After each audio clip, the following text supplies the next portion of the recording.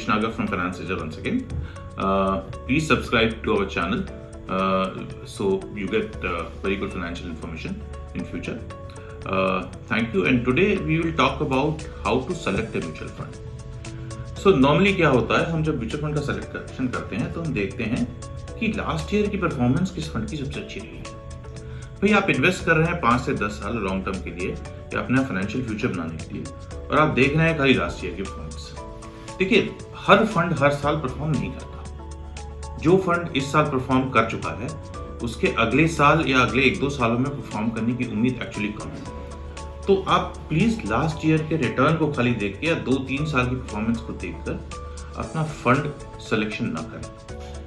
आपको फंड वो सिलेक्ट करना चाहिए जिसकी कम से कम 10 साल की अच्छी परफॉर्मेंस है, जो फंड 10 साल से अच्छे रिटर्न दे रहा है और उसकी रिस्क भी कम है। तो मुझे अगर फंड सिलेक्शन करना है अपने क्लाइंट के लिए तो मैं वो देखूंगा कि एस्टैब्लिश फंड हाउस हो, उसका पास्ट ट्रैक रिकॉर्ड अच्छा हो, कंप्लायंसेस अच्छी हो, फंड मैनेजर की क्वालिटी अच्छी हो और प्रोसेस ड्रिवन हो। तो और वो 10 साल या 12 साल से या 15 साल से कंसिस्टेंट अच्छे रिटर्न दे रहा हो, मैं इस फंड को ज्यादा रेट करूंगा रादर देन फंड जिसने अभी 1-2 साल पहले स्टार्ट किया है, कुछ धमाकेदार परफॉर्मेंस दे दी है इनिशियली।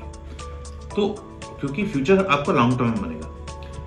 हिस्टोरिकली भी अगर हम देखें तो सारे फंड हमेशा परफॉर्म नहीं करते हैं, उनका भी अच्छा और बुरा समय आता है, क्योंकि सबकी फिलॉसफी डिफरेंट होती है इन्वेस्टमेंट की।